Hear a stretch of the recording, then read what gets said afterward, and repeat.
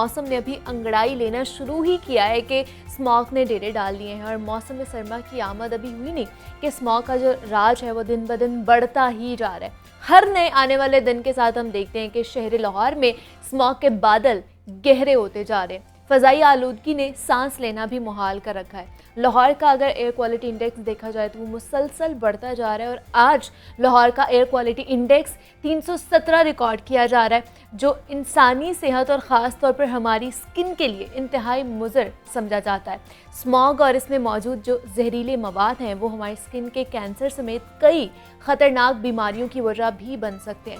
और बढ़ती हुई पॉल्यूशन और स्मॉग के मुहलिक असरात से स्किन को हम कैसे बचा सकते हैं, इस हवाले से आज के शो में हम लोगों ने बात करनी है। और इसके साथ साथ जब मौसम चेंज होता है तो बहुत सारे लोगों को ड्राई स्किन, पैच स्किन और जल्द फटने समेत कई स्किन के मसाइल का जो सामना रहता है। तो तब्दील होते हुए मौसम में हम स्किन की जो है उसको किस तरह बरकरार रख सकते हैं, उसका निखार, इस पर आज हम बात करेंगे। हमारे साथ इस वक्त मौजूद है डॉक्टर शाइका अली हैं जो डर्मेटोलॉजिस्ट हैं। डॉक्टर शाइका, मैं आपको खुश आमदीद कहती हूँ। जागो लाहौर में कैसी हैं आप?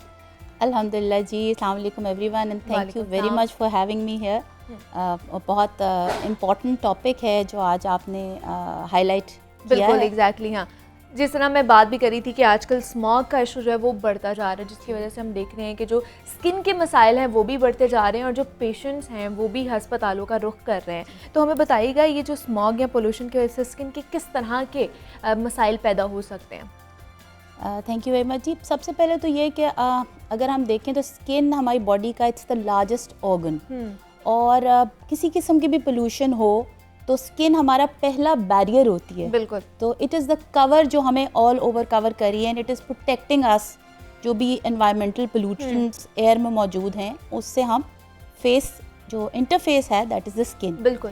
तो हमारी प्राइम रिस्पॉन्सिबिलिटी कि हम अपनी स्किन को जो है ना वो प्रोटेक्ट करें। ठीक है। वेरियस केसेस आप आजकल हमारे पास रिपोर्ट हो रहे हैं और उसमें जो रीजंस बिहाइंड अगर आप थोड़ा सा देखें तो जो अभी आपने कहा कि स्मॉग के डेरे हैं और एयर पोल्यूशन बढ़ती जा रही है, वेरी राइटली सेड, लाहौर का एयर क्वालिटी इंडेक्स बहुत बुरा है। exactly, और it's not compatible with life according to the WHO standards. ठीक है। और इसमें थोड़ा सा मैं एडिशन करूँ तो 11.6% of the whole world's population इस वक्त ऐसे इलाकों में रिहाइश पजीर है जिन्हें हम अर्बन ड्वेलर्स या शहर के मकीन कहते हैं।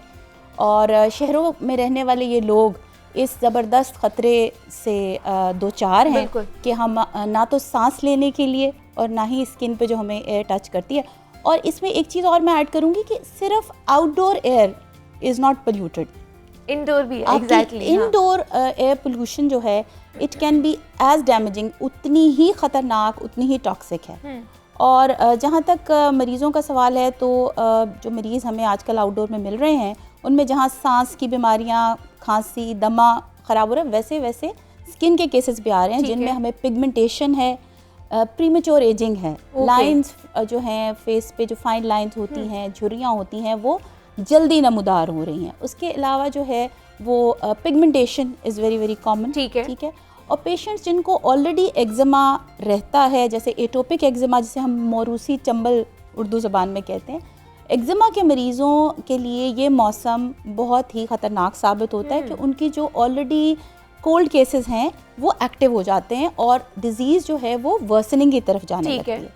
तो ये तो सारी कंडीशंस, हमारे बाल जो हैं वो एक्सपोज्ड हैं। और बालों को ना सिर्फ एयर पोल्यूशन बल्कि ख़वातीन में, बल्कि अब तो मर्दों में भी बहुत सारे हेयर केयर प्रोडक्ट्स और जो ये हम ट्रीटमेंट्स कराते हैं टू जस्ट ब्यूटिफाई देम, वो तो डैमेज कर ही रहा है। लेकिन on top of it is the air pollution, हमारी एयर पोल्यूशन भी जो है वो डैमेज कर रही है। दूसरा, मुझे डॉक्टर शाइका बताइएगा, ये जो सारे मसाइल हैं ये सिर्फ उन्हीं लोगों के साथ है जिनकी स्किन सेंसिटिव है या हर टाइप के स्किन के लोगों के साथ ये मसले हो रहे हैं जब ये स्मॉग शुरू हो जाती है, ये पोल्यूशन के मसले के हवाले से? जी थैंक यू।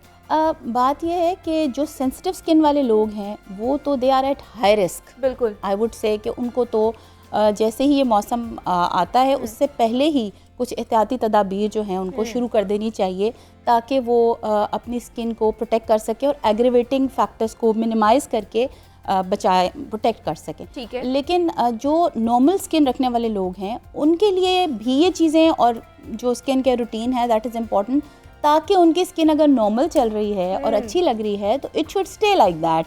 तो वरना फिर विद years of exposure, जैसे जैसे साल गुजरते चले जाते हैं और जैसे जैसे हमारा एयर क्वालिटी इंडेक्स बढ़ता जा रहा है, गिरता चला जा रहा है, आगे बढ़ता जाएगा ये क्वालिटी इसकी ख़राब होती चली जाएगी। तो मोर एंड मोर ये चीज़ें इंपॉर्टेंट हैं कि आप अपनी स्किन को कैसे हाइड्रेटेड रखें। ठीक है, हाइड्रेशन इज़ की, आई वुड से कि जितना ज़्यादा आप पानी पिएंगे आपकी बॉडी, पानी साफ़ होना चाहिए तो हम वाटर पोल्यूशन की तरफ हम ना चले जाएं। तो पानी जितना ज़्यादा हम पिएंगे उतना ज़्यादा हम टॉक्सिन्स को फ्लश आउट करें अपनी बॉडी से। तो दैट इज़ द की, और which is a very very very easy thing जो हम कर सकते हैं। वो एक प्रोवर्ब है कि hydration is the least courtesy you can do to your body, कि जी आप keep a water bottle all time handy. बच्चे, टीनेजर्स पानी नहीं पीते, हमने देखा है।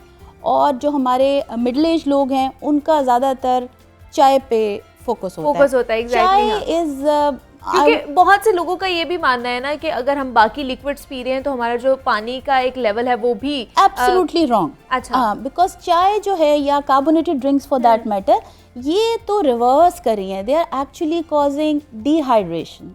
बिकॉज चाय जो है इट इज़ अ डायूरेटिक, यानी ये पेशाब आवर है, तो जितना आप यूरिनेट करते हैं आप पानी लूज कर रहे हैं।